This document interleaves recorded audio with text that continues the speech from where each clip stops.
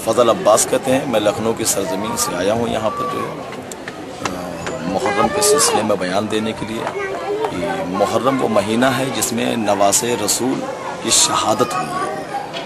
यानी 1400 साल हो गए 10 मुहर्रम सन 61 हिजरी को जो है नवासे रसूल करबला की रेगिजार ज़मीन पर जो है रसूल के कलमा पढ़ने वालों ने उसे भूखा प्यासा जो है कत्ल किया है।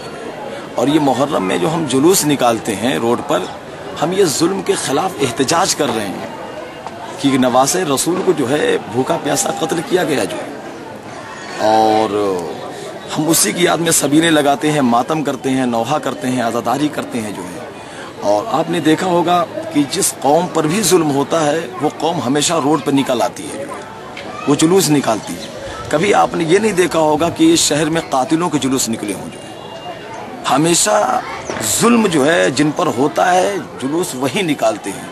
और जुलूस निकलने की भी एक चीज़ ये भी होती है कि जिन पर जुल्म होता है वो जुलूस निकालते हैं, जिन पर जुल्म हुआ वो रोड पे निकलते हैं जुलूस निकालने के लिए और एहतजाज करते हैं। दूसरी चीज़ ये होती है कि जो इंसान जीतता है वो जुलूस निकालता है जो है।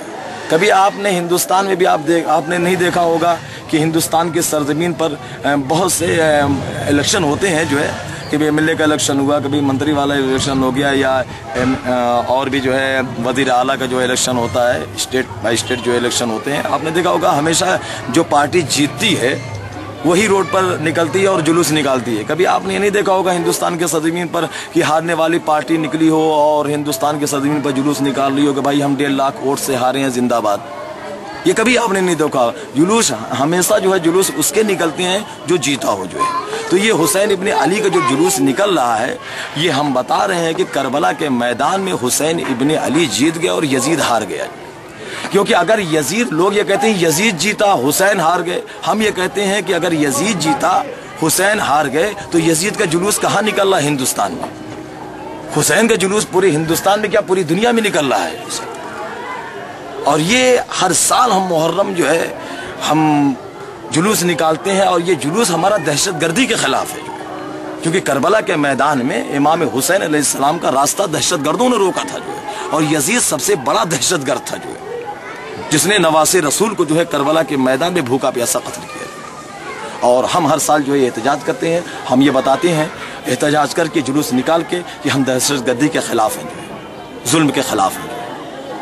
और हम पर 1400 साल से जुल्म होता चला आ रहा है और हम बर्दाश्त करते चले जा रहे हैं। ये एहतजाज है कि लोग समझें कुर्बानी हुसैन का मतलब क्या है, कि इमाम हुसैन अलैहिस्सलाम ने करबला की धरती पर कुर्बानी क्यों पेश की। ये इंसानियत के लिए कुर्बानी दी है। ये किसी मजहब या किसी मिल्लत या किसी कौम के लिए हुसैन की कुर्बानी नहीं थी।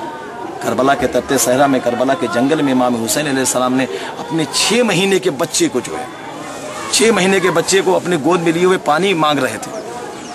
डॉक्टर जगन्नाथ आज़ाद हिंदुस्तान का अजीम स्कॉलर है, वो लिखता है कि मुझे करबला के वाक़यात पढ़ने के बाद जो है मेरी आंखों में जो है आंसू आ गए।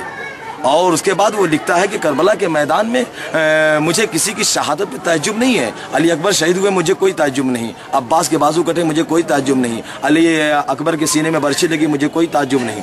और मोहम्मद शहीद हुए, मुझे कोई ताज्जुब नहीं। कासिम के जिस्म पर घोड़े दौड़ाए गए, मुझे कोई ताज्जुब नहीं। हिंदुस्तान का अजीम स्कॉलर कह रहा है। मुझे सबसे ज्यादा जो है एक चीज तड़पा देती है, वो कहता है कि रातों को उठ कर जो है कभी मैं सोचता हूँ जो है, मुझे नींद नहीं आती कि करबला के मैदान में वो कैसे भेड़िए थे, वो कैसे दरिंदे थे कि हुसैन अपने 6 महीने के बच्चे के लिए पानी मांग रहे थे कि एक कतरा पानी पिला दो ताकि मेरे बच्चे की जान बच जाए। और इमाम हुसैन ने सवाल आब किया, यानी पानी का सवाल किया है, और जवाब में जालिमों के गले पर तीर मारा है, जिस बच्चे को इतना भी नहीं मालूम था कि हमें तीर खाकर हंसना भी चाहिए और रोना भी चाहिए। लिहाजा ये हर साल जो हम जुलूस निकालते हैं ये जुल्म के खिलाफ है। आपने दुनिया में ये देखा होगा कि जंगें जो होती हैं, इंसान गला काटने के बाद जो है जंग जीतता है, मगर करबला की वो वाहिद जंग है कि नवासे मोहम्मद साहब सल्लल्लाहु अलैहि वसल्लम के नवासे ने गला कटा के फतह हासिल की है, जो है जंग जीती है जो है।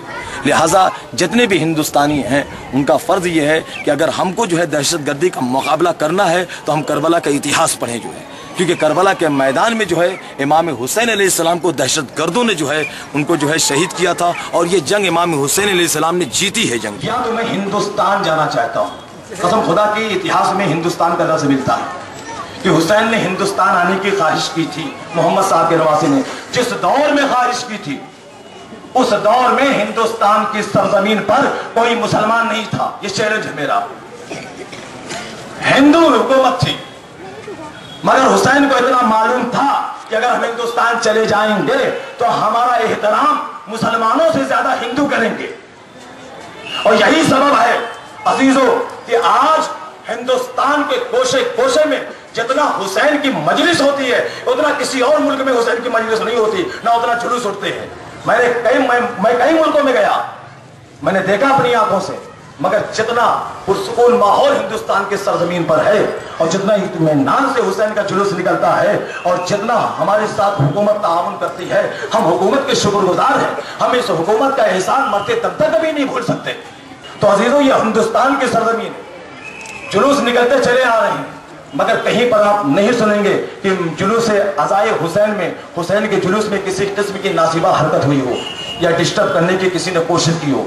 लेकिन पड़ोस मुल्क में यही हुसैन इब्न अली का जुलूस निकलता है, मोहम्मद के नवासे का, तो गोलियां चलती हैं।